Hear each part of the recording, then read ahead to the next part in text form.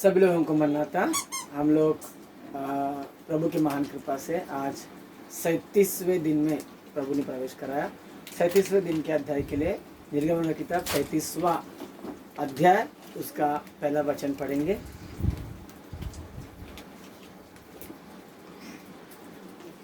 में लिया 37वां अध्याय पहला वचन पढ़ो। फिर बसलेल ने बबूल की लकड़ी का संदूक बनाया। उसकी लंबाई 2.5 हाथ और चौड़ाई 1.5 हाथ और ऊंचाई 1.5 हाथ की थी। आमीन। प्रार्थना करेंगे। प्यारे प्रभु जी, मैं धन्यवाद करता हूँ पिता इस समय के लिए प्रभु तूने मैं दिया। प्रभु तेरे वचन के अनुसार प्रभु जी मुझ निर्बुद्धि निर्ज्ञानी को प्रभु अपने सलीब से प्रभु छिपा कर प्रभु शुद्ध कर, और प्रभु मुझ में तेरी आत्मा समा के प्रभु तू उस पर हमसे बातें कर। थोड़ी सी प्रार्थना प्रभु यीशु मसीह के महान नाम से मैं मांगता हूँ, तुम्हें कबूल कर। आमीन। पिता पुत्र पवित्र आत्मा तेरे प्रभु के आशीष तुम पर, तुम्हारे परिवार, तुम्हारे काम काजों पर सदा सर्वदा बनता रहे। आमीन।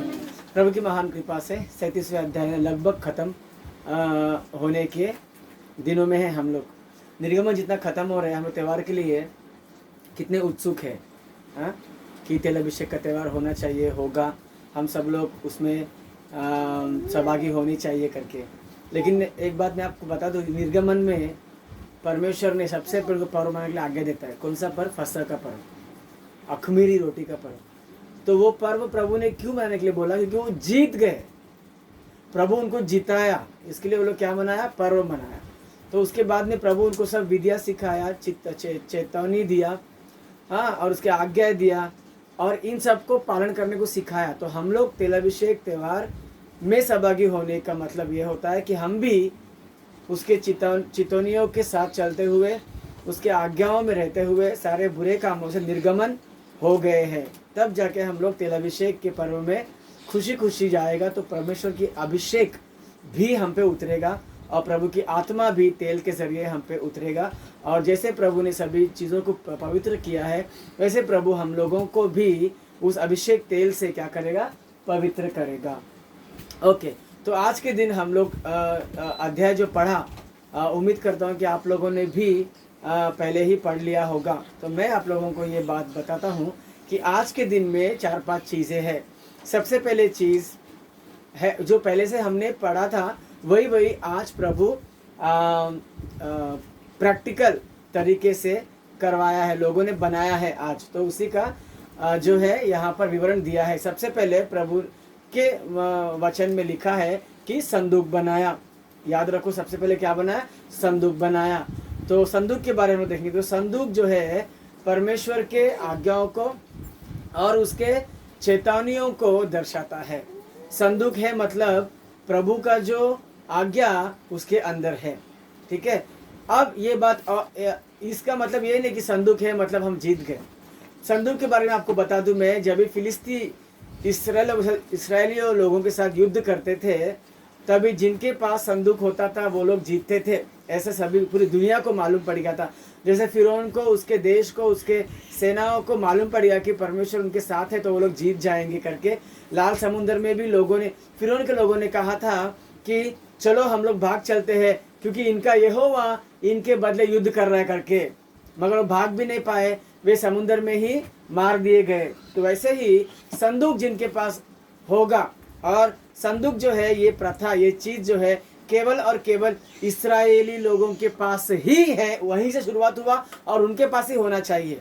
लेकिन ये लोग आगे युद्ध करते करते करते करते बहुत आगे शमूएल में और कहीं लिखा है उसके किताब में कि फिलिस्ती के साथ जब युद्ध होता था तो वे लोग क्या करते थे, इनके पास संदूक होते हुए भी वो लोग हार गए। यानी इस्राएली लोगों के पास संदूक था और फलिस्ती लोग डर गए थे कि अरे बाप रे, संदूक इनके बीच में आ गया है और अब ये लोग ही जीतेंगे कर लोग डर गए थे। परंतु इस्राएली लोग संदूक उनके पास होने के बावजूद भी वो लोग हार गए, क्योंकि वे लोग संदूक में जो चीज़ है वो चीज़ उनके दिल में नहीं थे। इसीलिए लोग क्या हो गए? हार गए। संदूक के अंदर जो चीज़ है वो चीज़ हमारे दिल में भी होना चाहिए। वो डर, उसकी आज्ञा, उसकी लाठी और उसकी 10 आज्ञाएं, ये सभी चीज़ संदूक में होते हैं। तो वो सभी चीज़ हमारे दिल में होनी चाहिए और हम लोग उसके जरिए चलना चाहिए, तो हमारी भी क्या हो जाएगी, जीत हो जाएगी। वरना जैसे इस्राएली लोग फलिस्तियों से, फलिस्ती यानी शैतान के लोगों को दर्शाता है, यानी जो प्रभु के लोग नहीं है, अन्य लोग। तो फलिस्ती लोग जो है जीत गए थे संदूक होने के बाद भी। उनके पास संदूक नहीं था, फिर भी वो जीत गए। और इस्राएली लोग यानी मसीह लोग यानी प्रभु के लोग संदूक होने के बावजूद भी हार गए। एक और बात मैं बताऊं शिमशोन के बारे में दोस्तों। शिमशोन जो है वो प्रभु का बंदा है, प्रभु उसको चुना। जैसे मूसा को प्रभु ने पैदा करवाया चुना, वैसे शिमशोन को भी प्रभु ने चुना और पैदा करवाया और उसको पवित्रता से रखा। लेकिन इनको इसके तैयार किया था कि फलिस्तियों के विरुद्ध वो क्या करे, लड़ाई करे और जीते करके। दोस्तों ये क्या करता है ना, प्रभु को नाजीर यानी अलग रहकर भी क्या क्या उसने जिन लोगों से युद्ध करना और जीतना था, उन्हीं लोगों के खानदान के लड़कियों से ये रिश्ता संबंध रखता था। और आखिर में ये संबंध कहाँ तक लेके गया कि इस्राएली लोग प्रभु इसको चुनने के बावजूद भी इसको पैदा करवा कर सामर्थ्य बनाकर युद्ध में जीतने के लायक सामर्थ्य देने के बाद भी वो क्या हो गया दोस्तों, फलिस्तियों से वो हार गया। और आखिर में वो क्या हो गया, वो खुद भी मर गया और खुद भी प्रभु को जिताया, वैसा युद्ध किया उसने आखिर में, और वो अपना जान गवा दिया। यानी अगर संदूक कहाँ से निकला, प्रभु के लोगों के पास से निकला, तो प्रभु के लोगों के पास ही होनी चाहिए। संदूक के अंदर जो भी चीज है वो प्रभु के लोग के पास होनी चाहिए। अगर संदूक होने के बाद भी अगर हमारे दिल में वो चीज नहीं है, वो डर नहीं है और वो आज्ञा का पालन करना नहीं है, तो हम लोग जीते जी हार जाएंगे। प्रभु के होते हुए भी हम लोग हार जाएंगे। तुझे चंगा करने वाला प्रभु मैं हूं करके प्रभु ने कहा, उसके बावजूद हम चंगे नहीं होंगे और हम लोग बीमारी में ही मर जाएंगे। क्यों? क्योंकि उसके चितौनिया का हम लोग पालन नहीं करते, उसके आज्ञा का हम पालन नहीं करते। इसी रीति से होगा। तो ये संदूक जो बनाया गया है दोस्तों आज, वो अपने दिल के अंदर भी होनी चाहिए और उसमें जो जो चीज़ अहमियत है वो अहमियत हम लोग हमारे जीवनों में देना चाहिए। दूसरा क्या बना इसके अंदर, उसके बाद मेज बनाया। मेज जो है दोस्तों एक सामर्थ्य को दर्शाता है, यानी एक संगति को दर्शाता है। वो संगति जिससे हम करते हैं वो सामर्थ्य देगा उसके दिए गए भोजन से। मन्ना परमेश्वर आसमान से बरसाता था और पौलुस कहता है तुम्हारे बाप दादा मन्ना खाकर भी मर गए, यानी उनके हिसाब से मन्ना खाने वाले मरने नहीं चाहिए। और मरना यानी प्रभु से अलग हो जाना। आदम भी मर गया था प्रभु के नज़र से, प्रभु से वो दूर हो गया। तो वो मेज में क्या है, रोटी। ठीक है दोस्तों, तो मेज का जो पालन पोषण को दर्शाता है। रोटी जो है तुम्हारा पालन करने वाला, तुम्हारा पोषण करने वाला मैं ही हूँ करके। जैसे कल के वचन में हमने ध्यान किया था, विधवा को परमेश्वर ने पोषण दिया कितने साल तक, तो वही दर्शाता है मेज की पालन और पोषण। क्योंकि तुझे रोटी देने वाला मैं हूँ। यीशु मसीह कहता है यूहन्ना के 5वें अध्याय में, जीवन की रोटी मैं ही हूँ, परलोक से उतरा हुआ रोटी मैं ही हूँ, मुझे ही खाओ करके। वो रोटी वो खुद वो पोषण बनकर आया अपने लिए। तो वो पोषण हमारे अंदर उसके पास से हमको लेना चाहिए। उसका दिया हुआ पोषण किसी दुकानों में नहीं मिलता। यीशु मसीह कहता है फरीसी लोग आए थे उनको परीक्षा करने के लिए यीशु मसीह को कि गुरु क्या तू बोलता है कि कैसर को कर देना चाहिए? तो प्रभु बोलता है कि एक सिक्का मेरे पास लेकर आओ। तो बोलते हैं कि इसमें किसकी छाप है? तो बोलते कैसर का।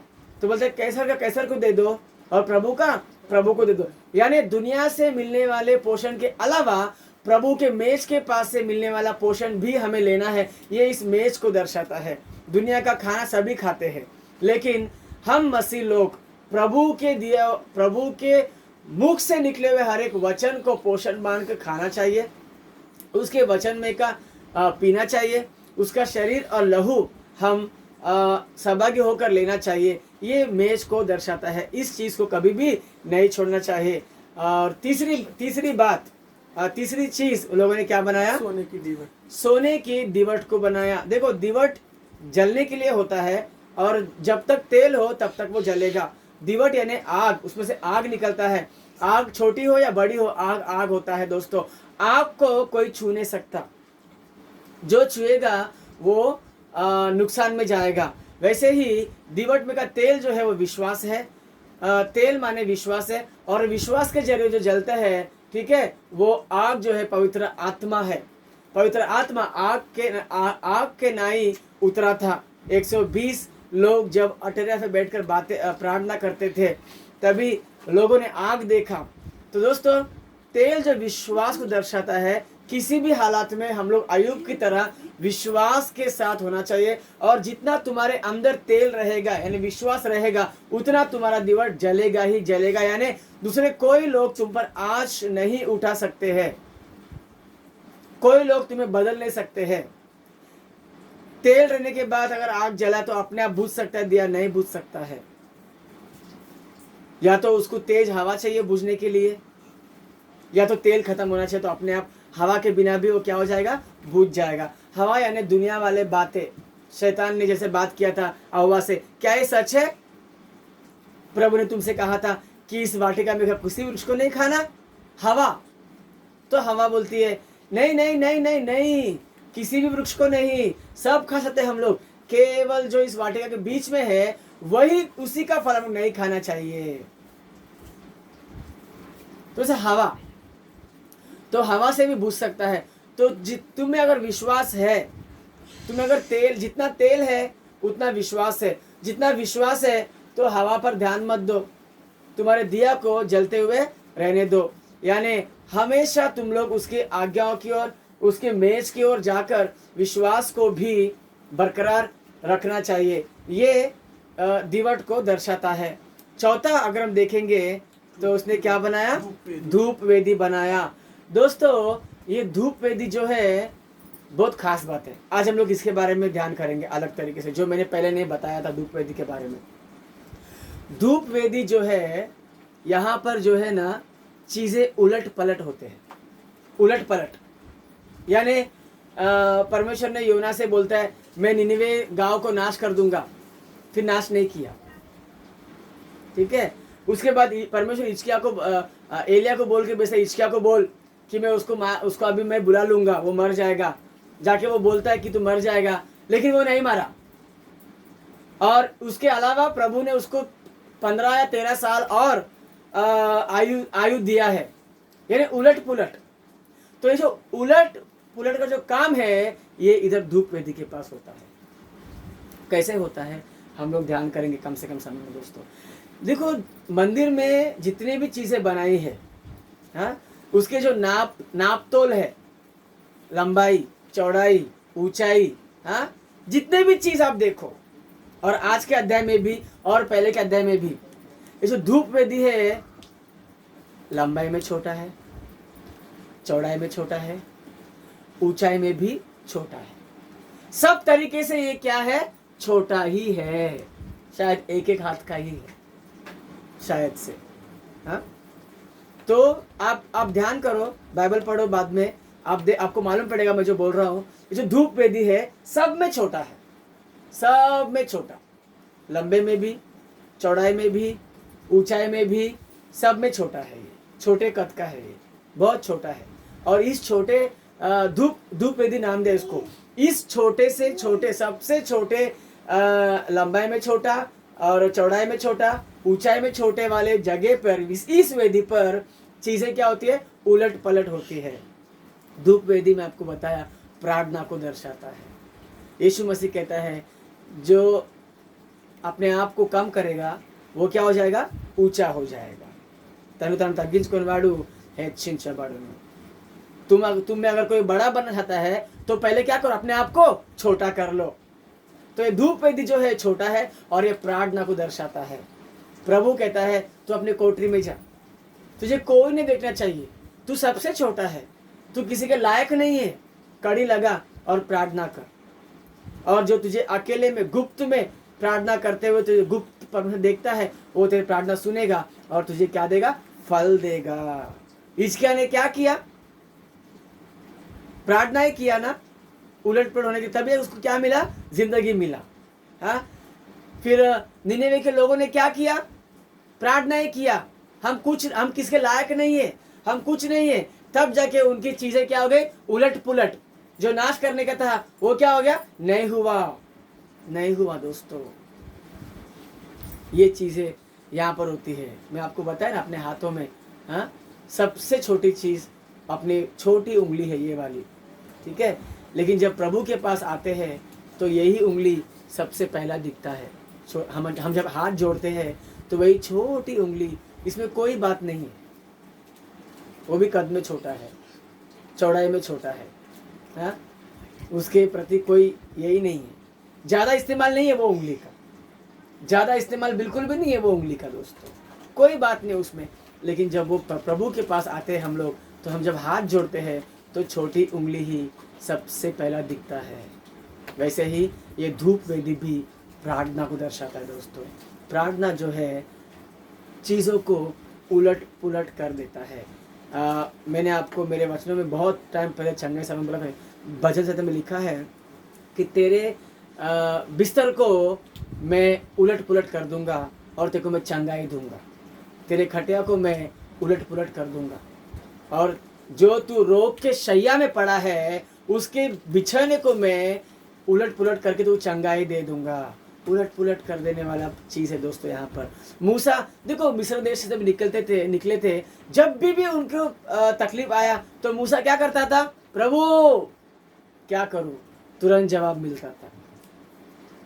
तो वैसे ही जो धूप वेदी है ये प्रार्थना को दर्शाता है। प्रार्थना अगर हम लोग करेंगे सच्चे मन से तो सारे चीज़ जो होनी है वो भी अनहोनी हो जाएगा, और प्रार्थना नहीं करेंगे होनी अनहोनी, अनहोनी होनी में बदल जाएगा दोस्तों।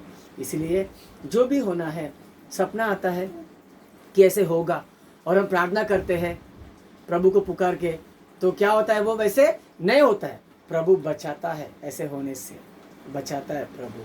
प्रभु हमेशा ना बचाने को देखता है, लेकिन उसको प्रार्थना करने वाले चाहिए, सच्चे मन से चाहिए। अब्राहम को बोलता है मैं पूरे सोदोम गोमोर को नाश कर दूंगा, लेकिन अब्राहम की बातें वो सुनता है, प्रभु नाश मत कर। तो आखिर में बोलता है अगर वहाँ 10 लोग भी होंगे तो मैं उसको क्या नहीं करूँगा, नाश नहीं करूँगा। यानी प्रभु को प्रार्थना करने वाले लोग चाहिए दोस्तों। तो प्रभु बार बार विनाश नहीं करता, नाश नहीं करता है।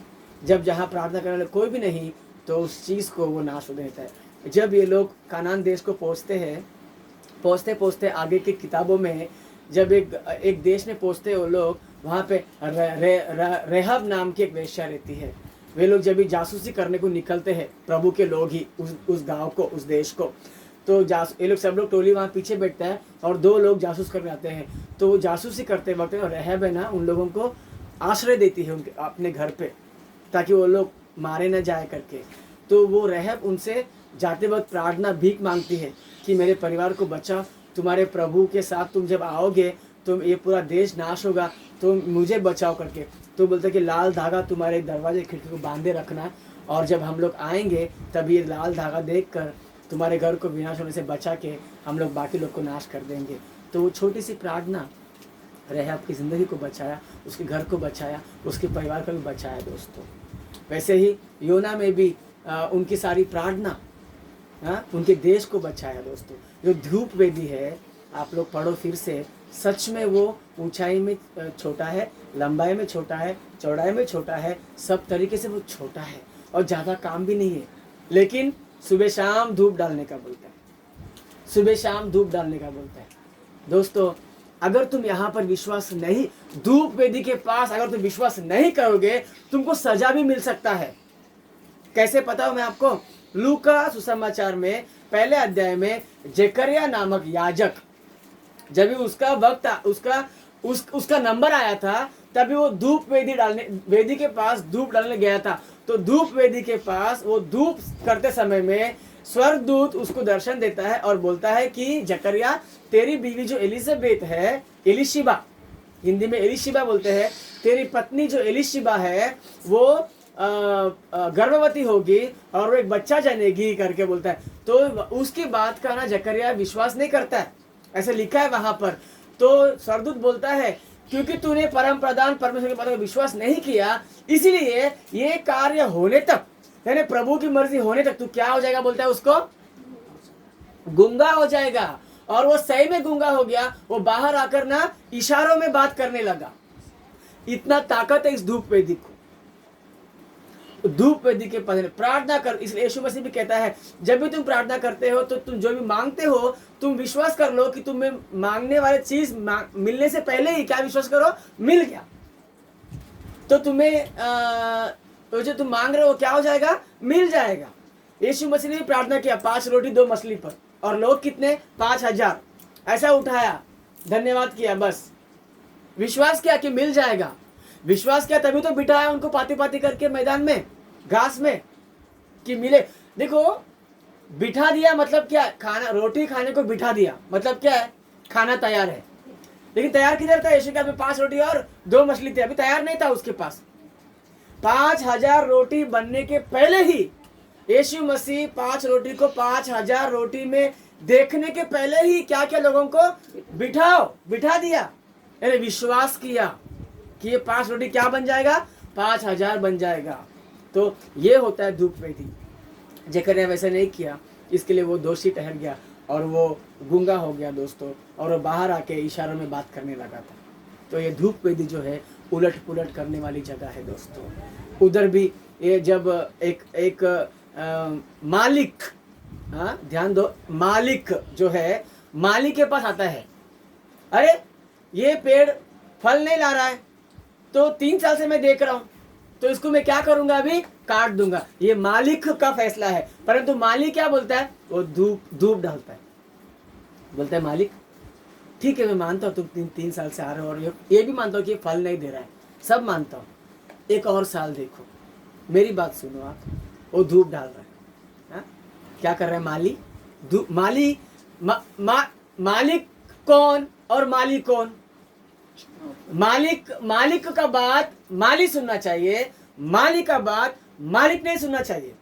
एक नौकर का बात मालिक नहीं सुनना चाहिए। लेकिन धूप में इतना सामर्थ है कि हम नौकर के समान, हम योग्य नहीं, फिर भी हमारी बात मालिक क्या करता है, सुनता है। ठीक है 1 और साल, तू बोलता है ना, तेरी बात सुन के मैं 1 और साल रखता हूँ इसको, अगर फल आया तो ठीक है वरना काट दूंगा। मुझे एक बात बोलो, नौकर का बात मालिक ने सुना कि नहीं सुना? जमीन उसका, पेड़ उसका, हाँ संपत्ति उसका, सब कुछ उसका। एक रखवाली करने वाले की बात मालिक सुनेगा क्या? वो भी 3 साल के बाद भी सुन रहा है, हाँ? 3 साल के बाद भी मालिक का फैसला भी सही है। 3 साल देख रहा है मैं इसको, कोई फल नहीं है, अभी काट दूंगा। उसने फैसला लेके वो आया, लेकिन एक माली, एक नौकर की बात सुन रहा है दोस्तों, मालिक। ये काम होता है धूप वेदी के पास। भले वो छोटा है, नौकर की तरह है, लेकिन हाँ वो सबसे छोटा है। मंदिर में जितने भी सामान है सबसे छोटा ये सामान है, उसको धूप वेदी कहते हैं। और धूप वेदी बहुत बड़ा काम करता है, ठीक है। तो वैसे हम अयोग्य है, हमें योग्यता नहीं है, हमें कुछ भी नहीं, हम छोटे हैं, कद में छोटे हैं, ऊंचाई में छोटे हैं, लंबाई में छोटे, हाँ विश्वास में छोटे, सब में छोटे। बाबूजी तो बोलता है कि विश्वास के समय में, अविश्वास के समय में विश्वास के लिए अगर तुम बोलोगे तो क्या प्रभु तुम्हें विश्वास नहीं देगा? पूरी दुनिया को प्रभु ने रचाया है, तो वो प्रभु के तुमको विश्वास नहीं देगा? एक पिता अपने बेटे को भूत भगाने के लिए यीशु मसीह को गिड़गिड़ाया, तो वो बोलता है कि देख बाबा तुझसे कुछ हो सके तो कर दे। यीशु मसीह डांटता है, तुझसे कुछ हो सकता है का मतलब क्या है? विश्वास करने वाले के सब कुछ संभव है। तो बोलता है मेरे अविश्वास का उपाय करो। तुरंत वो बोलता है। उसमें तेल कम था, उसमें जलना कम था, उसमें उजाला कम था, उसमें विश्वास कम था, लेकिन वो क्या बोलता है? वो उधर में धूप डालता है कि प्रभु मेरे अविश्वास का उपाय करो करके बोलता है। तो तुरंत वो बच्चा क्या हो जाता है? छुटकारा पा लेता है। क्या करने से? प्रभु डांटा फिर भी उसने धूप डालता है। धूप डालना यानी कोई घमंड नहीं है। धूप कब निकलता है? यानी वो सूरज के किरणों का धूप नहीं बोल रहा हूँ मैं, वो जो चीज़ें प्रभु ने बताया है उसका पाउडर, जब तुम डालोगे अंगारों पर तब वो क्या निकलता है? धूप निकलता है। यानी वो पाउडर क्या होता है? उस अंगारे में मिल जाता है, जल जाता है, खो जाता है। एक बार धूप जब आता है ना, तो वो उसको हम लोग फिर उसमें ढूंढ नहीं सकते, राख में नहीं ढूंढ सकते। तो हम लोग भी है ना ऐसे मिल जाना चाहिए। प्रभु में घुल मिल जाना चाहिए। विश्वास कम है, हाँ, फिर भी धूप डालो, प्रार्थना करो, उससे क्या हो जाएगा, तुम जो चाहिए वो तुमको मिल जाएगा दोस्तों। इसके लिए प्रभु कहते हैं मत्ती 7:7 में, मांगो तो तुम्हें दिया जाएगा, तुम धूप डालो सब कुछ मिलेगा करके प्रभु कहता है। तो ये है इस धूप वेदी का विवरण दोस्तों। हाँ, उसके बाद प्रभु ने क्या बनाया वो चीज़ को हम लोग फिर कभी दिन या कल के दिन में हम लोग ध्यान करेंगे। तो आज के दिन हमने जाना है, हाँ, संदूक, और उसके बाद में मेज, और उसके बाद में सोने की दीवट, और उसके बाद में आगे धूप वेदी। ये 4 चीज़ हम लोगों ने ध्यान किया है दोस्तों। तो उसी तरीके से ये चारों में से सबसे मेन काम करता है धूप वेदी। मैं आपको बताया भी, इतने सारे बात करके बताया, धूप वेदी जो है यानी प्रार्थना जो है वही इम्पोर्टेंट है। तो प्रार्थना ही करना चाहिए, प्रार्थना में ही विजय है। यीशु मसीह भी भोर को दिन निकलने के बहुत पहले ही वो जंगली स्थान में जाके वो प्रार्थना किया करता था। मार्कुस 1:35 में लिखा है। वैसे हमें भी प्रार्थना करके ही आगे बढ़ना है और अपने आप को कम करना है। तो धूप वेदी सब में कम रहकर भी बड़े बड़े काम वहाँ होते हैं। वैसे हम अपने आप को कम करेंगे, हम जितना कम करेंगे उतना प्रभु हमको ऊंचा उठाएगा। परमेश्वर के सामर्थ हाथों के नीचे दीन बन के रहो, ताकि उचित समय आने पर वो तुम्हें क्या करेगा, ऊपर उठाएगा। తగిన సమయమందు దేవుడు మిమ్మల్ని హెచ్చించినట్లు ఆయన బలిష్టమైన చేతికి దీన మనస్కులే యుండుడి करके प्रभु का वचन कहता है। तो हमें उसके सामर्थ्य के हाथ के नीचे हम असामर्थ्य लोग दीन बनकर रहेंगे, छोटा बनकर रहेंगे, तो प्रभु अपने को ऊंचा उठाएगा। इस वचन को प्रभु आशीष दे, यीशु के नाम से मांगते हैं, आमीन। तारे प्रभु जो वचन ने बोया पिता, 100 गुना फलवंत सुनने में यीशु के महान नाम से मैं मांगता सुनकर कबूल कर, आमीन। अंतिम प्रार्थना करेंगे। अंतिम प्रार्थना अम्मा जी है वो करेंगी, छोटी सी प्रार्थना करेंगे, हम ध्यान करेंगे।